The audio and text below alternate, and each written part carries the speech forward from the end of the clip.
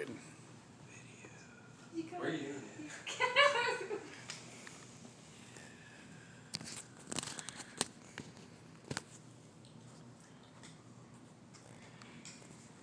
Sugar is sticky, it's sweet, and we all love it.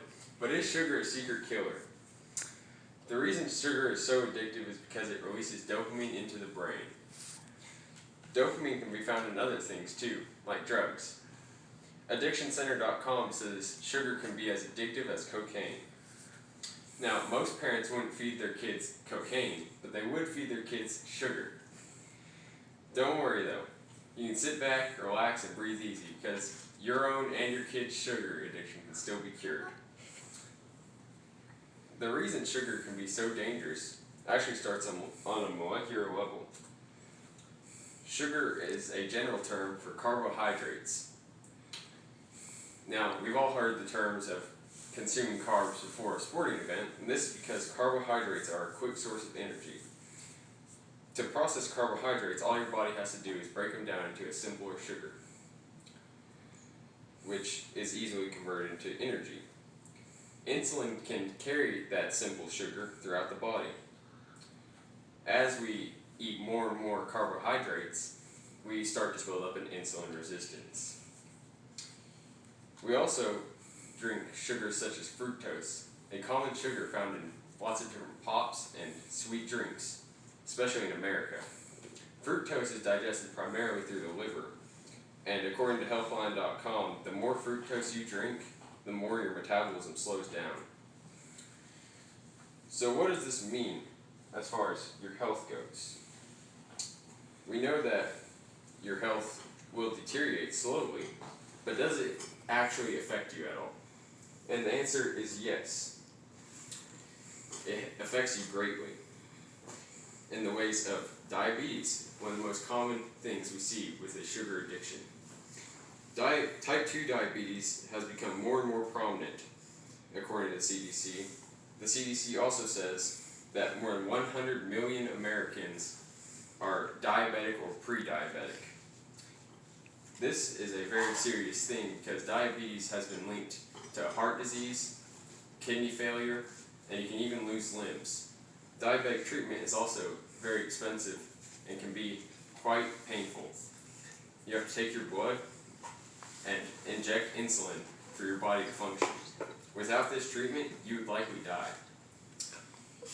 Sugar addiction can also lead to obesity.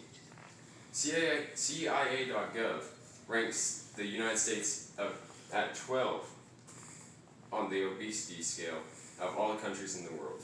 That means that nearly 1/3 of the US is obese. This is very serious as well because obesity causes heart disease and other major problems. Imagine you were an obese person and a child's being kidnapped next to you about 100 yards away from you in the park. That person kidnaps the child and takes off running. You try running after them, but oh wait, you're obese and your joints give out. That could be a serious issue, and now a child's just been kidnapped.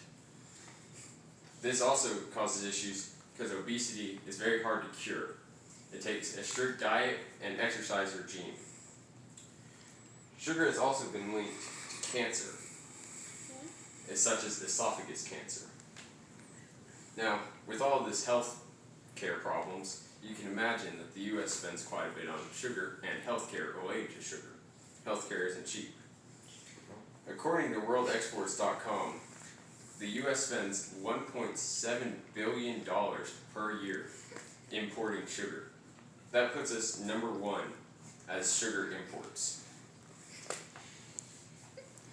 But worse than that, it's not just that we import sugar, it's that we spend nearly $1 trillion per year on sugar-related healthcare, according to Forbes.com. That's a lot of money. So what could we do with $1 trillion? We could do a lot of things with $1 trillion, such as more regulation through the FDA. And I know what you're saying. The FDA doesn't need to regulate sugar. Sugar's good for us. We all have sugar. And in small amounts, you're right. Sugar is good for us. It's not going to hurt us in small amounts.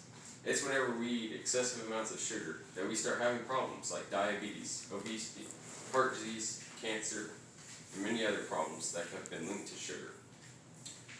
Sugar also likes to attack the brain, so you don't even know how bad it is, because your brain is telling itself that it wants more.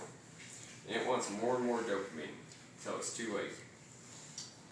So, with that $1 trillion, you could obviously fund a lot more in the FDA to regulate sugar. We used to have cigarettes in the United States. Back in the 60s and 70s, cigarettes were good for your kids. Everybody smoked cigarettes. But we got rid of those because we realized how bad they were for their health and how bad that they were damaging children and parents. Cigarettes were regulated, and now you have to be 21 or over to buy cigarettes and tobacco-related products. Similarly, we could do sugar and stop companies from pumping sugar into our products, like pops and candies. We just regulate just a little bit of sugar out of every little piece of candy and pop, and we could save a lot of money and a lot of lives. But this would take FDA regulation, and also your choice to reduce sugar. So what can we do? We can all reduce sugar. We can reduce our kids' sugar. We can vote on regulation from the FDA. What else can we do? Well, we can educate others. A lot of people don't know about sugar and its health problems. This is mainly because in the 60s, sugar companies did not want people to know that sugar was bad for you. So what they would do? Pay off scientists. This caused scientists to come out and say fat was bad for you. This was not the case. The case was sugar is bad for you. So, and that's why we started seeing obesity rates rise. You know, they came out and said fat's bad for you. Fat was a natural flavoring. Sugar is not a natural flavor.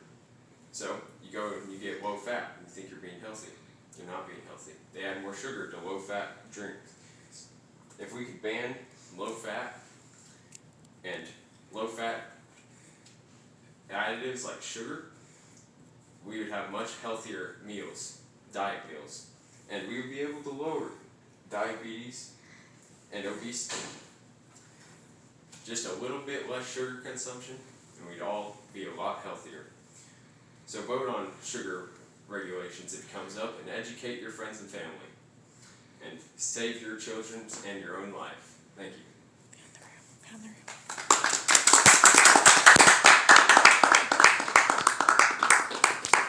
Very nice. Did you prepare all of that? Yes. Good for you.